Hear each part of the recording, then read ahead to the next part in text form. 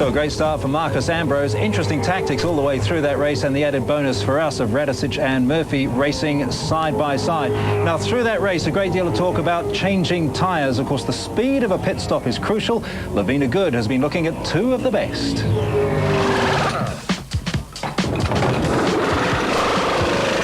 The V8 Supercar Series is not just competitive out on the track. In fact, right here in the pits, the crews are constantly fighting, constantly battling to try and have the fastest tyre changes. Now, this is Kevin King. He is Kmart Team Racing's right front man, and they call you the guru, Kev. Why is that? I don't know. I think probably just because I've been probably one of the most motivated ones initially to try and improve our pit stops.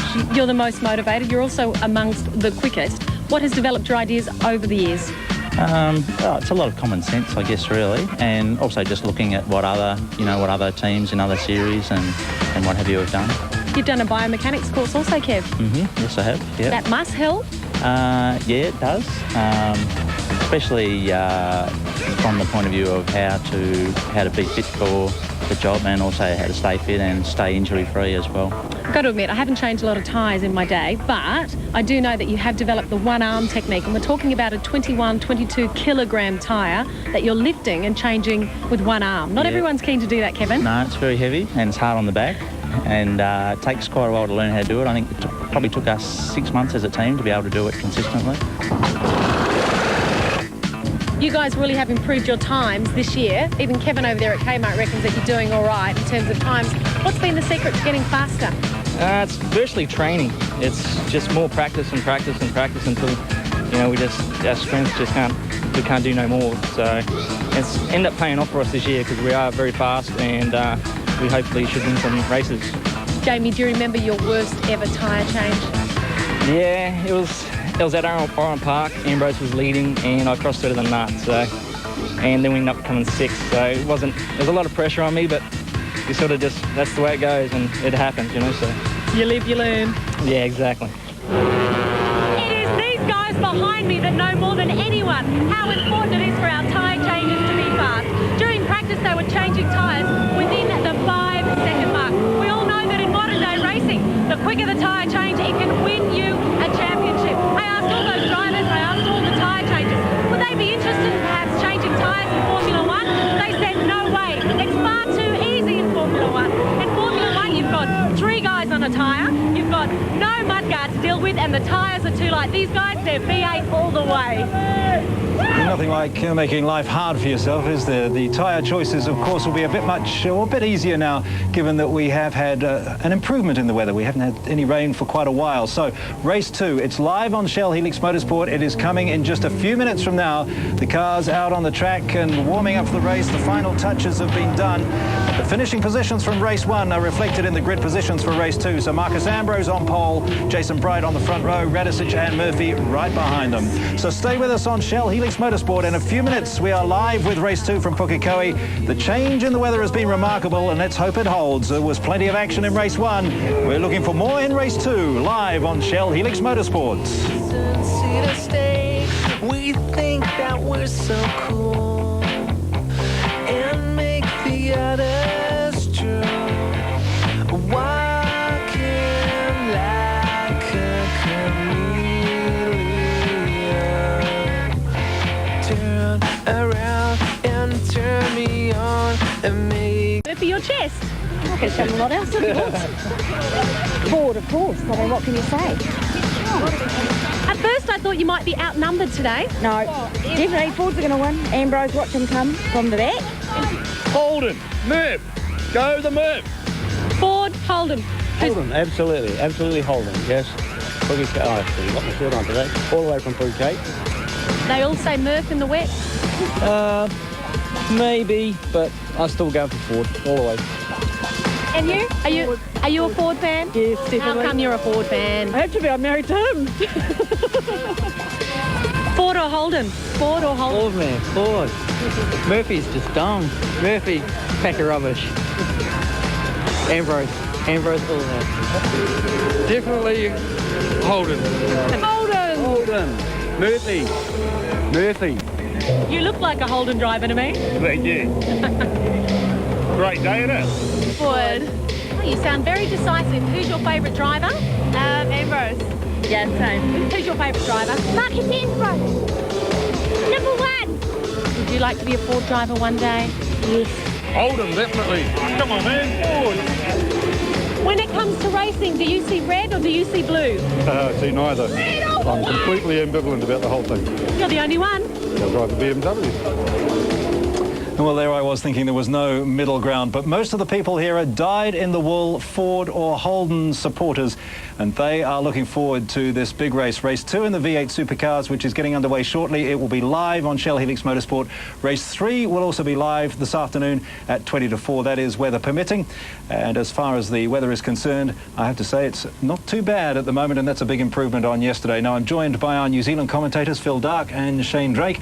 Phil, let's talk about Team Kiwi for a moment. Dramatic improvement by Craig Baird in that race 1. Oh, just a fantastic job. I mean, he came from the back of the field and got into the top 10. And it's going to show in this race because he's going to be starting up at the sharp end. And that's probably where he's starting, grid 9 or 10. That's probably not where the problem's going to break out. It's probably going to be a little bit before, behind him. So hopefully he'll have a really good result this weekend. And Shane, what are you expecting to see in race 2? Well, I think everyone's got the first one under their belt, and a little bit of a cautious approach in the rain and bits and pieces. But as we saw in race 1, there was a little bit of helping hand from other drivers. But I think this will be actually quite exciting.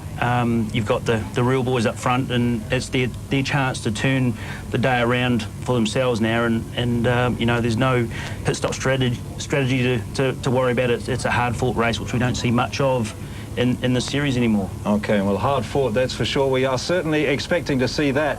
And that's the V8 Supercars race 2 at Pukekohe. Let's go live to our commentators, Bill Woods and Neil Crompton.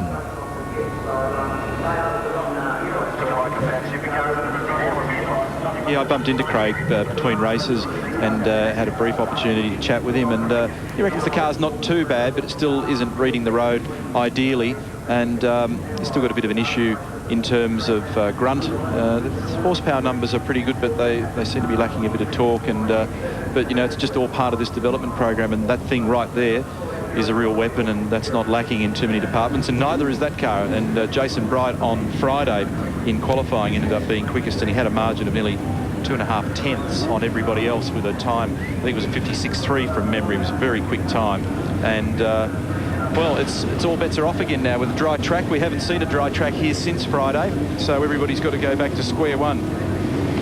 All set for the warm-up here, and we'll put some of those HRT negatives into numbers. Scafie lost 15 positions, and Todd Kelly 8 positions. We heard from Todd. Stephen Ellery was one to make some gains. He was 18th in the race, but that's 9 positions better than where he started. Jason Bargwanna lost not only 17 positions from the starting position to be 27th in that race, but he dropped 3 places in the championship standings as well, from 5th to 8th. Greg Rust.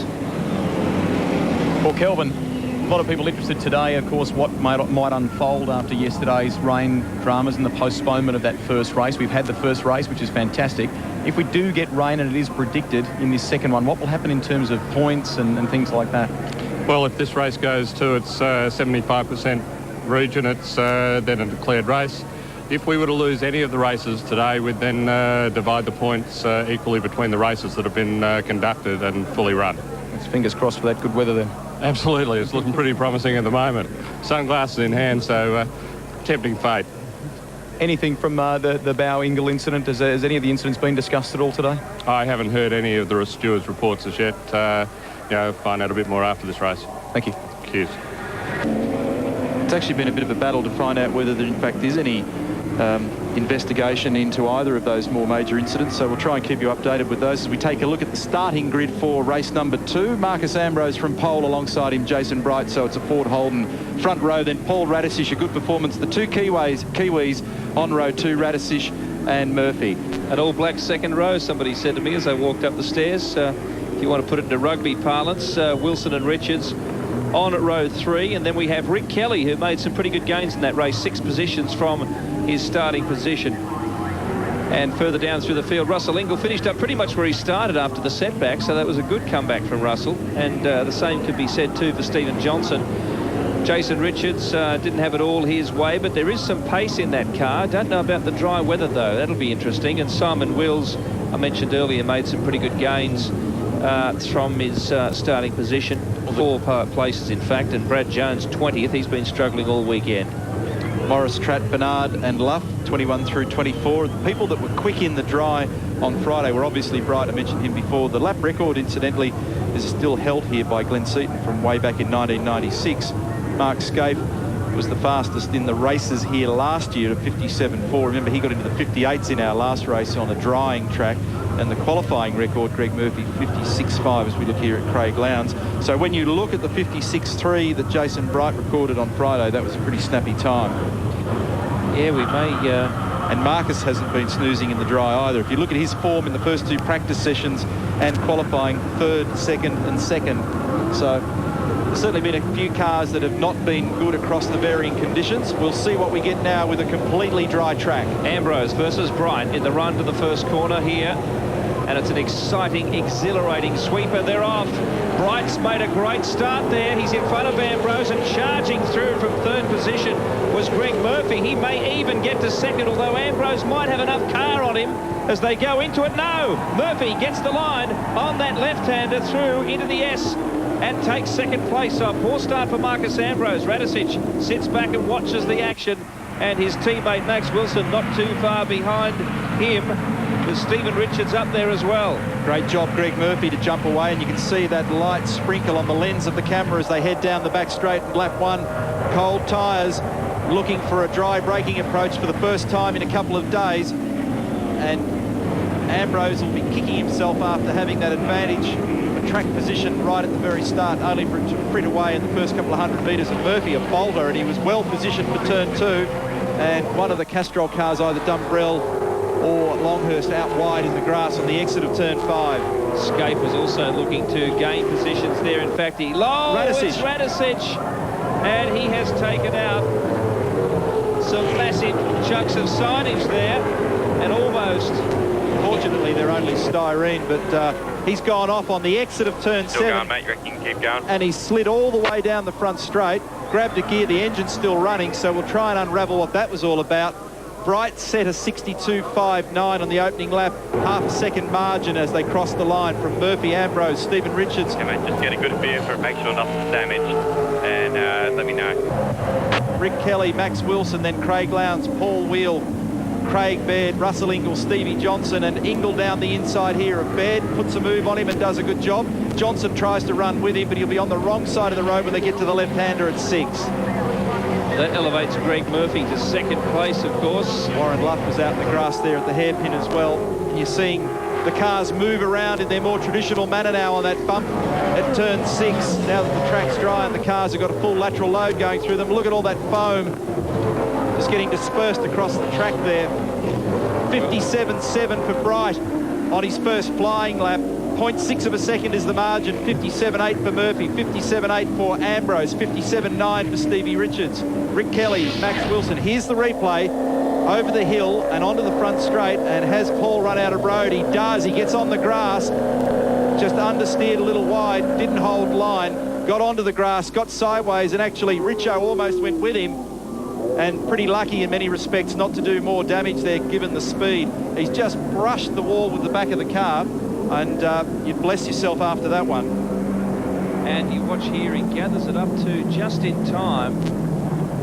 There he is on the brakes. There's mud all over the tyres, and a very nervous Cameron McConville was coming through and quickly decided to take evasive action and get back into the pack. Campbell little there having a very concerned look as we see the race unfold, with Bright still leading from Murphy and Ambrose.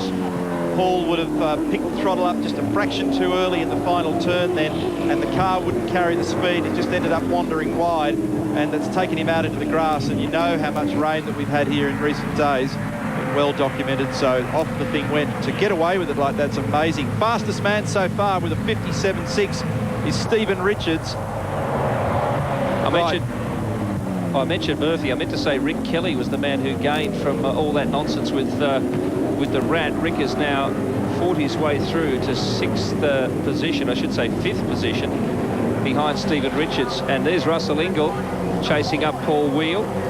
He's picked up a spot too in a battle with Lowndes, who obviously is not going as well in the dry as he was in the wet. There he is tailing Russell now.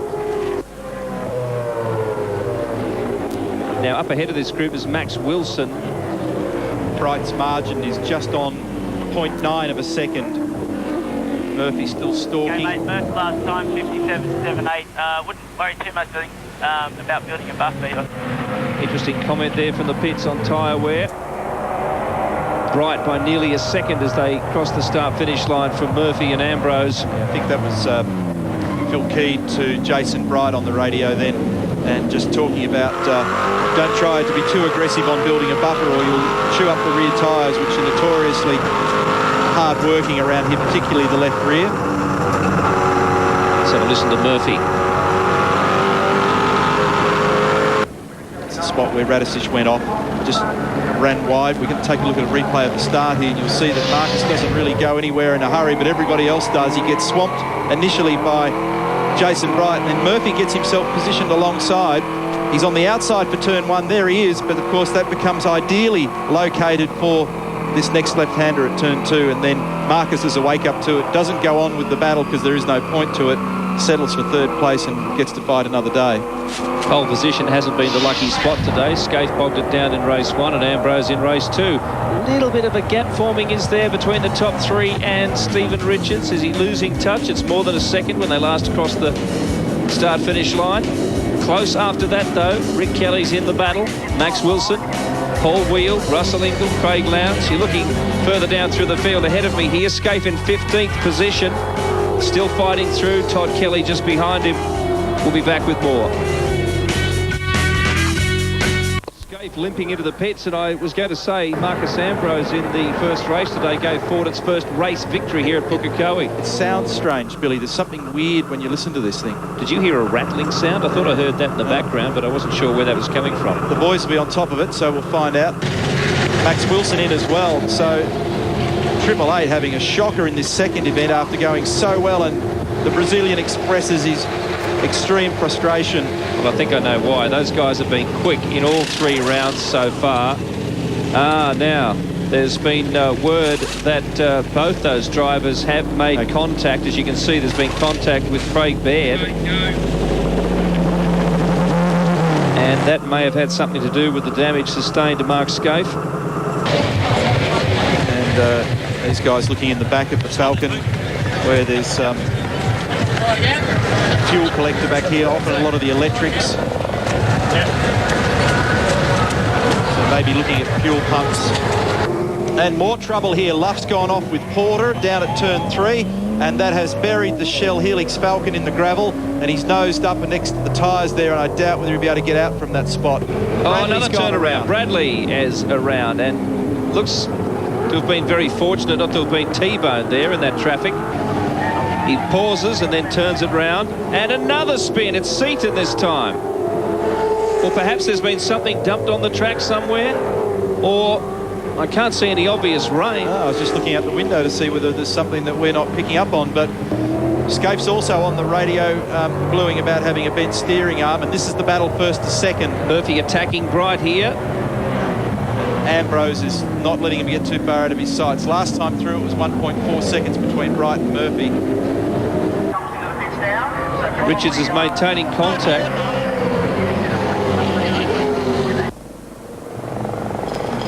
There's a fairly obvious gap between Richards and Ambrose, but not irretrievable, that's for sure.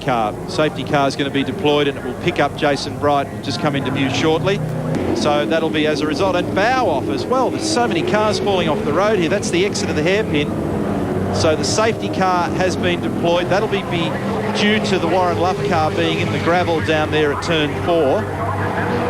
Bowie gets back on again. And you'd have to think there's got to be something on the road for the number of guys that are getting in strife here.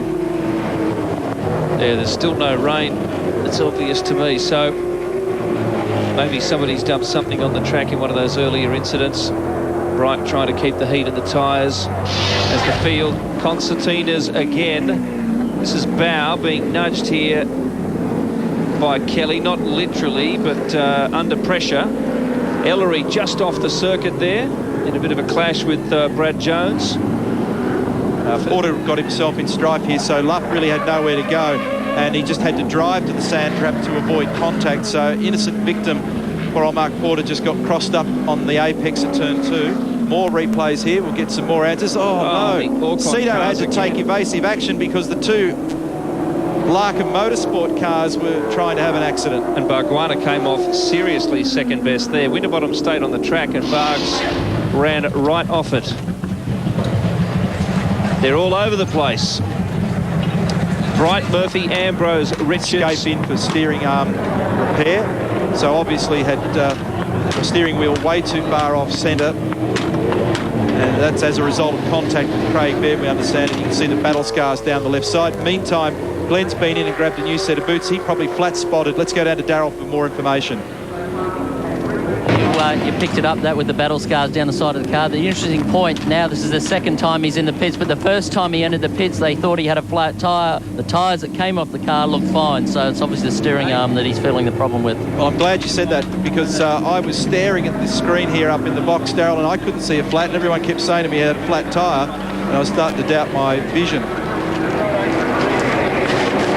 So, disastrous day, unfortunately, for these blokes, and again not converting. They had good speed. Here's a replay of something that's happened up here. That's Ellery touching the back of Jones at the hairpin, so that explains that. Tander hits Ellery ever so gently in the rear end, and Scaife's getting out of the car, I understand. Great weekend for HRT. Not now. Paul Forgy talking to Marcus, and by getting right under the back of Murph, trying to get into the vacuum of the preceding Holden as Scafie leaps out. They're trying to encourage that foam to just drop out of the front of the car. Well, that's pretty unfortunate and remarkable turn of events for Mark Scaife to have been on pole position, to have been there or thereabouts in every session so far, and to not convert and get points, not good for him. Well, not only that, but don't forget he qualified on the front row at Eastern Creek as well and finished up 22nd. I mean, when you're hot, and when you're not, you know how it goes. There is your top 12. Todd Kelly, though, is still out there and punching away in what is shaping as a very interesting race now.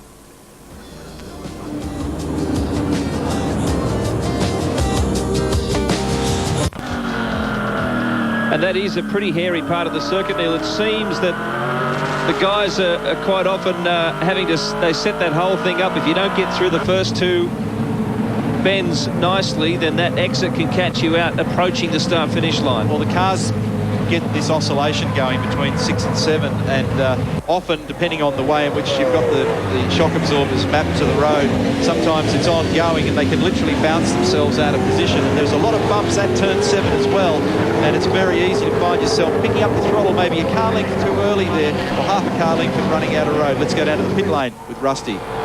Neil, the 888 car of Max Wilson has rejoined this race. When they were coming down pit lane, you saw them fishing through the boot of the car, looking around the fuel pumps and things like that. They thought it was a fuel-related issue. It's taken a bit of diagnosis, but they narrowed it down to an ignition coil. They've replaced it and sent the Brazilian back out on the track.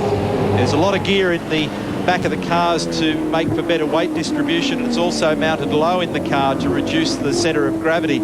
So depending on which team, they've all got different stuff back there. In some cases, there's the dry sump, the oil containers back there, the fuel collector, much of the electrics, and that's what all the activity was there at the back of the car, just trying to determine what the problem was. So that's good, but frustrating for them given the car speed shown by both guys in the opening race, but at least it's a bit of sugar.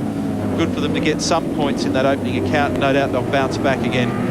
This is starting to heat up.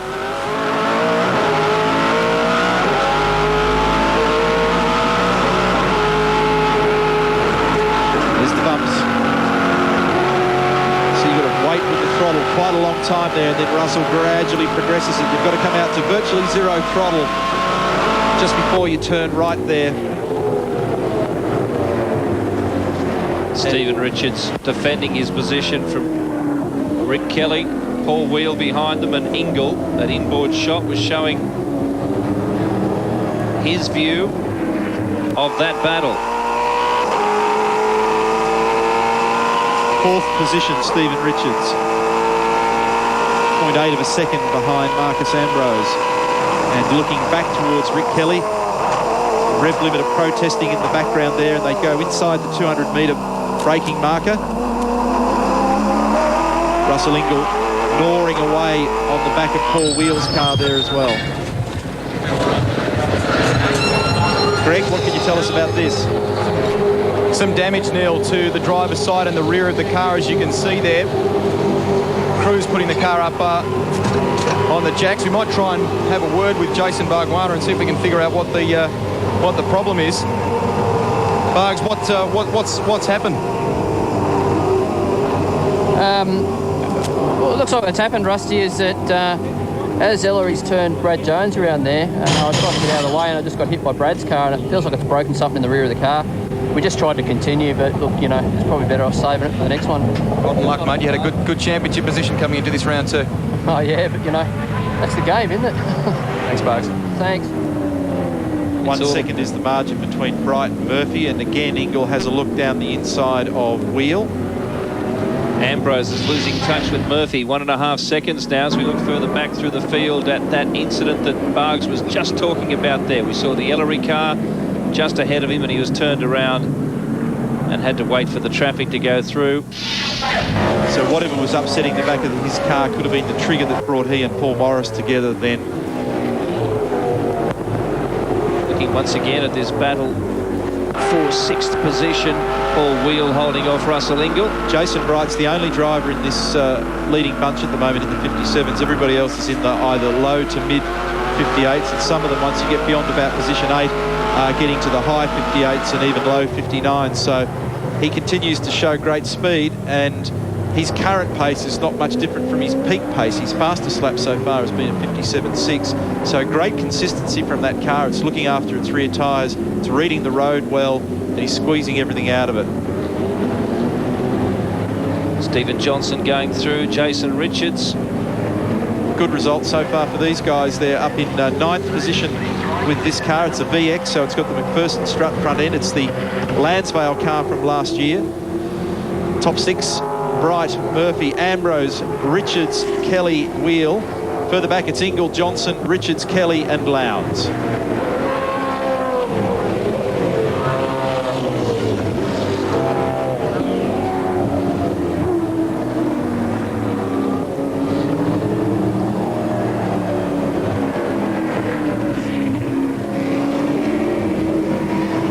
Welcome back to see Stephen Johnson defending 8th position from Jason Richards.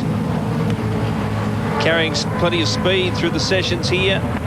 Picked up another couple of positions on his starting position in race 1 and is doing that again. Ingle has a good look at Paul Wheel. Very enticing position there on the inside of that corner. There's the gap to Johnson further back.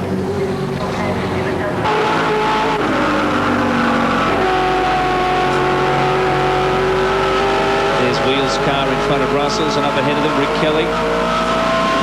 Ingle's just come off the back of a pretty successful test at Queensland Raceway with this car, and the speed this weekend's been pretty good. He was good in the dry at Eastern Creek, but in the wet, by his own admission, he just didn't have the pace, and he drifted quite badly away from the action. But this weekend, the thing looks like it's been pretty reasonable, but he's fighting from a long way back. He and John Bauer got together in the first race, and whenever you're coming from behind, and Rusty spoke to him on the grid, it's always a tough battle. You can't give these top cars and top drivers any leeway because it's very difficult to get back. Well, he said that test session at Willowbank was the best he's had yet with the Stone Brothers team in more than a year of racing with them. And here's an incident further back, Brad Jones, and just coming across him, David Bernard.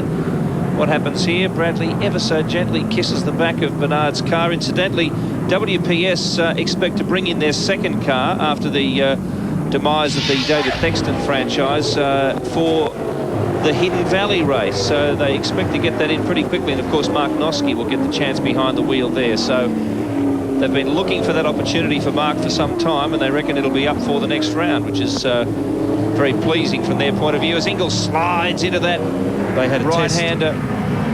Sorry, Billy, they had a test at Queensland Raceway as well, and they tried Charlie O'Brien, Alex Davison and John McIntyre in the car. So that team continues to make progress. 3.5 diff ratio in these cars at this track, so it's the middle diff ratio that's available to them here. And when they're on the rev limiter and you calculate the numbers, that's a top speed of 268 kilometres per hour at the end of the back straight, and there ain't no more. And quite a few of them have been calling for a taller diff for this track because of the amount of time that the cars are spending at maximum RPM there. That's a big booming back straight. And the margin between Bright and Murphy up the front has gone from 1.1 to 8.8 of a second. Windscreen seal looks like it's popping out of the Murphmobile. Remember in the earlier race I mentioned that it had a crack in the screen, and that shot that I saw then didn't look like the crack was there, so I imagine they've changed the screens perhaps between races, and maybe the job wasn't completed quite to their quality control satisfaction. Is that the rubber or just one of the stickers? Might actually, in fact, I think it's only part of the, yeah, it's just a sticker. Bit of sticker they've whacked across the top and it's just come loose. It's race tape actually. Yeah. No big deal at the moment. Probably looks worse than it is. Kevin hiding under the helmet there. They've pitched, these top two guys have 10 to go, 10 laps to go. Well, that saves us from telling you. They've pitched nearly 3 seconds on Marcus Ambrose now. That gap has been widening for some time. And Stephen Richards, another 1.7. In fact, it's nearly 2 seconds now behind Ambrose. But I can tell you that Bright and Murphy are squeezing closer together. Murph has taken another 0.2 from that gap. So we could be in for a good finish here. Billy just spoke with Brad Jones or Kim Jones, I should say, from Aussie Mail Racing about that incident involving John Bowe and Russell Ingall in the first race where Russell was unfortunately the victim of a concertina. When he got turned around, the officials did have a look at that incident, he says, but it was deemed a racing incident. Well, Stephen Ellery now, the lapped car, has allowed Murphy to close up on the back of Bright as they wait for a way past. Looking back through the field here, Stephen Johnson. This is the battle around 8th through to 10th. In the middle of he and Todd Kelly is Jason Richards, and that's Wills putting a move on Lowndes. And what's going on there? Is there something leaking out of the back of the FPR Ford? I reckon that was fluid, and he's coming to the pit lane, and that thing's hemorrhaging, and it looks like game over for Lowndes. I was just about to make the comment, Billy, that he's drifting through the field, and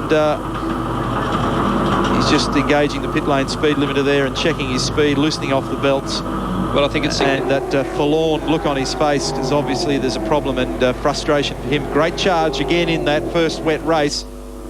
Well, isn't it significant that after the great charge at Eastern Creek, he did it again here in the wet, but in the dry, he was basically just holding position in the race, wasn't he? Oh, there's Ellery off the track again as the two leaders finally undo themselves. Actually, he was making room for these two guys, but ended up on the grass in doing so. And you can see the debris flag being shown there in the final corner as well. So there's more garbage on the road down here. Apart from mud and foam, there could be something else. And this is starting to heat up. Murphy's in good shape here. He's got closer. 0.28 is the official margin. You don't need to read that because you can see the gap. Super close now between these two guys. They've had some great battles over the years. Holden versus Holden. Well, I think Murphy and about 10,000 Kiwi fans here would have just given Stephen Ellery a nod of appreciation for helping him close the gap. He was doing it before they came up on the lapped car, and here is the forlorn sight of the FPR crew. That's not the kind of power that they want to see pushing their cars in 2004. Ambrose now nearly 4 seconds behind these guys. Bear in mind they were held up a bit by Stephen Ellery, so they are quick. Bridie's battling a little bit here now. He just couldn't quite get the nose of the car on the apex at turn 5, and Murphy's got just a whisker more pace at the moment. Not much in it, but it's enough to make Jason squeeze his thing that little bit too far, and you can see it beginning to slide around as Bright gets a little crossed up there in the final turn. And on that particular lap, 58.2 for Jason Bright, 58.4 for Greg Murphy, and 0.45 the margin at the start-finish line, so he opened it up ever so slightly. We'll go back to the early laps, Neil, and the instruction was to save the rubber. You need it at the back end of the race here, and the problem is that the left rear tyre frets badly at this racetrack because you're obviously constantly turning right. Dark clouds still surrounding the circuit. They shouldn't affect this race, though. We've had a very lucky run here at Pukekohe, and it's hard to imagine the success that just keeps on for Greg Murphy. 4th in race 1. He will, it looks like, finish at least 2nd in race 2. What a battle this is. one of the Team Dynamic cars in there. I can't think which one it is yet, whether it's Will. No, it's Dale Breed in 45. Murphy's just beginning to get the benefit down the straight of the hole punched in the air by Jason Bright. But Brighty's got a bit more pace on him here, all through turn 1 it seems, perhaps through 2 and 3. Maybe getting his power to the road a little better out of 4, but that seems to be marginal. But Murphy is very strong when they get down to the bottom end of the braking area here. There's the order, the top 6, Bright, Murphy, Ambrose, Richards, Kelly and Wheel. It's heating up. We've got 5 laps to go.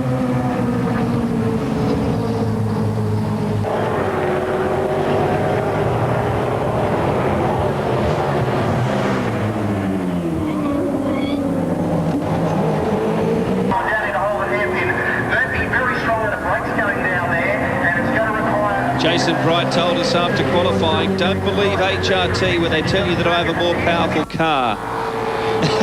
He's doing all right, though, this weekend, holding on to his position from Greg Murphy, who's fourth in the championship. 5 laps to go. You heard the call from the pits. He's sliding his car around just a little bit more at the moment, Jason Bright. And it's interesting to look at the seesaw here as the pressure is applied by both of them to each other in varying parts of the circuit. Let's go down to the pit lane with Greg Rust. Well, Neil, Craig Lowndes is just taking off his helmet. He had kept all the gear on until just a few moments ago. The crew working frantically. You're a little despondent. The first thing they went for seemed to be the belt again. Well, the alternator light come on the dash, so really we've just come straight in to see what it is, because we had the same problem in Adelaide. We cooked an engine, so if it is the belt, well, then I don't want to cook the engine, because we want to try and save some of it. What were the other vital signs like? Is it worse than you think? I don't know. No, the car was running fine in the sense of engine-wise. We're still a little bit down on horsepower, but, the car itself is fine for the way it was running. Just the alternator light come on the dash. Thanks, Craig. No worries. And we saw evidence of fluids coming out of the back of that car when he was exiting the turn 5. So tough day for NPR, the CAT team, and Craig Lowndes. Interesting to look at Murphy putting the pressure on at the end of the back straight here. The last couple of times he's had the rear brakes all but locked on the Kmart entry and has basically go-karted and slid the car in there. He's getting close, and this is a great scrap between these two blokes as well. So both Kmart cars are buying into this little action here, and Stevie Richards is continuing to build a great points bank in this championship.